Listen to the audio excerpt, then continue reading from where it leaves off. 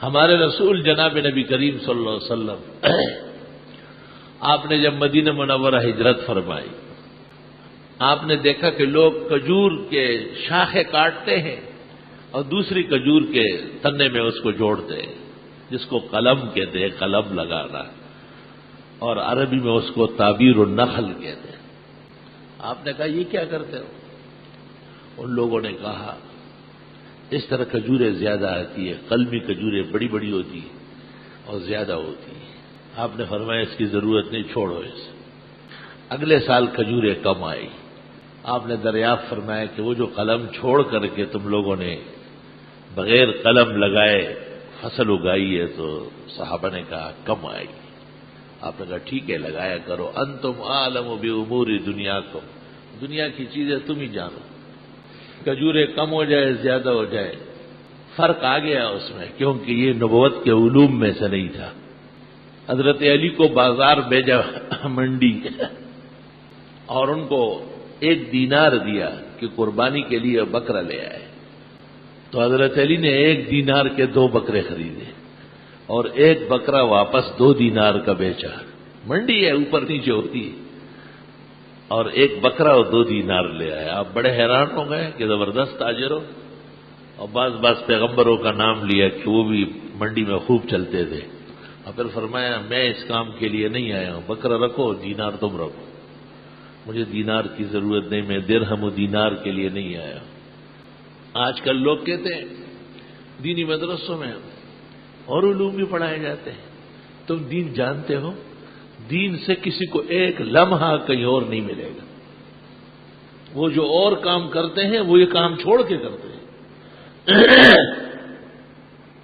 جس کی اپنی دکان کامیاب ہو وہ اس جیسی دکانیں کھولتا ہے، جس کی اپنی دکان ناکام ہو وہ کسی اور فیلڈ میں میدان میں جا کے قدم رکھتا ہے۔ یہ بات سمجھنا بہت ضروری ہے کہ دین سے کسی کو کہیں اور جانے کا موقع کہاں ملے گا۔ اس لیے اللہ تعالیٰ نے یہ نہیں کہا ہے کہ سب لوگ ایک جیسے عالم ہوں، بلکہ اللہ نے کہا ہے وَلْتَكُمْ مِنْكُمْ طَائِفَةٌ، ایک جماعت ایسی پیدا کرو جو تمام علوم سے آراستہ پیراستہ ہو، سب نہیں ہو سکتے۔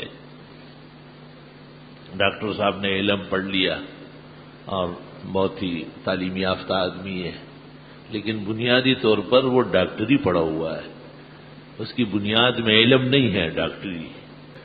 اب وہ جب علم میں زیادہ بڑی بڑی باتیں کرے گا تو غلطی کرے گا۔ یہ ایک ڈاکٹر صاحب ہے، وہ قرآن کے نام پہ بڑا کام کر رہے، ایک عرصے سے کر رہے ہیں، تو ایک جگہ ان کا درس تھا قرآن مجید کا، ہم بھی اس میں بیٹھ گئے، تو انہوں نے بڑی شان و شوکت سے کہا، آیتیں پڑھی اور آیتیں پڑھنے کے بعد کہا کہ انبیاء قتل ہوئے ہیں، رسول کوئی قتل نہیں ہوا، کیونکہ اللہ تعالیٰ نے کہا ہے کتب اللہ لأغلبن انا ورسلی، میں اور میرے رسول ہمیشہ غالب رہیں گے۔ اول تو اس کا ذہن میں یہ بات کہ جو شہید ہوتا ہے وہ مغلوب ہوتا ہے، یہ خود پس ذہن ہے، علوم سے بے خبری تھی جس پر طلباء حیران رہ گئے۔ اس کے بعد ایک طالب علم نے اس پر پرچی لکھی اور اس کو کہا کہ پہلے پارے میں سورۃ بقرہ میں کہ رسول قتل ہوئے، افکلما جاءکم رسول بما لا تهوى انفسکم ففریقا کذبتم وفریقا تقتلون، تو پہلے پارے کی آیت سے بے خبر پوری دنیا میں ڈاکٹر صاحب درس قرآن دے رہا ہے، کیونکہ وہ ڈاکٹر پتہ نہیں کون سے فیلڈ کا ہے، قرآن کا ماہر نہیں ہے۔ اور یہی جہان جہان آرا میں نظر آتا ہے۔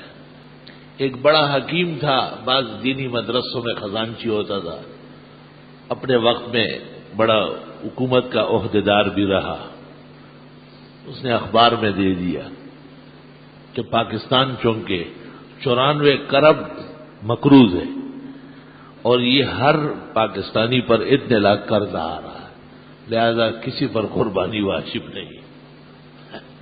اس کا یہ خیال تھا کہ میں نے بہت بڑی تحقیق کی، چاروں طرف سے علماء نے لکھا کہ پاکستان کے قرضے سے پاکستان کے متمولین مقروض نہیں بنتے، قربانی بدستور واجب۔ ایک دفعہ اخبار میں اس نے کہا کہ دن کا کھانا نہیں کھانا چاہیے کیونکہ ثابت نہیں ہے۔ میں نے ان کا نمبر معلوم کیا، میں نے ان کو ٹیلی فون کیا، میں نے کہا کہ حکیم صاحب باتیں تو کرنے لگے ہو مگر آسمان و زمین برداشت نہیں کر سکتے۔ میں نے کہا بخاری میں ہے، جابر رضی اللہ عنہ فرماتے ہیں کہ ہم ویسے تو دن کا کھانا نماز ظہر سے پہلے کھاتے تھے لیکن جمعے کے دن جمعے کے بعد کھاتے تھے۔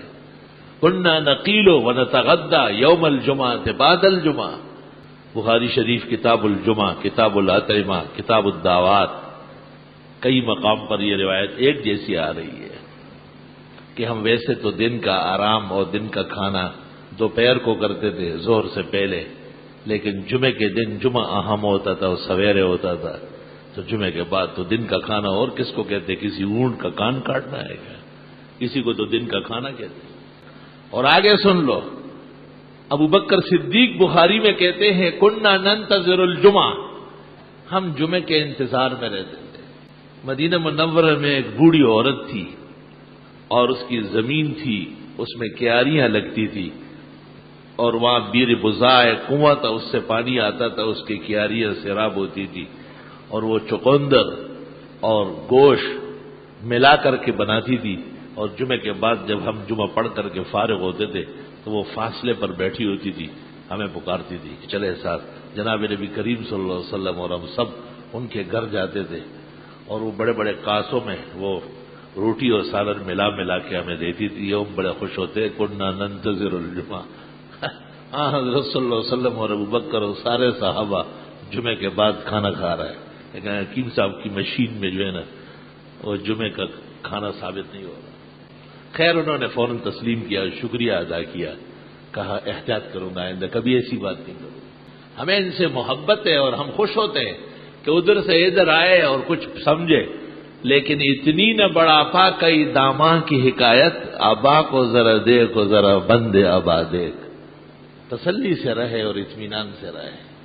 باتیں بہت زیادہ ہے، صرف میں نے آپ کو ایک سیر کرائی کہ مختلف میادین کے مختلف لوگ ہوتے ہیں، اور پیغمبر اللہ تعالیٰ نے کل کونین کے لیے بھیجا ہے جناب رسول اللہ صلی اللہ علیہ وسلم، لیکن آپ کا شغل خالص نبوت کے علوم ہے۔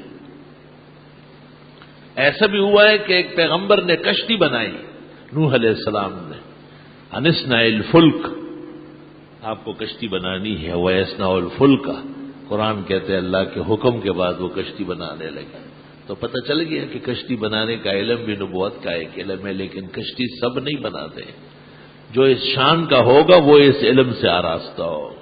السلام علیکم جی دوستو، آپ نے دیکھا اور سنا شیخ مفتی ظفر علی خان رحمۃ اللہ علیہ کو کہ شیخ مفتی ظفر علی خان رحمۃ اللہ علیہ کیا بیان فرما رہے تھے۔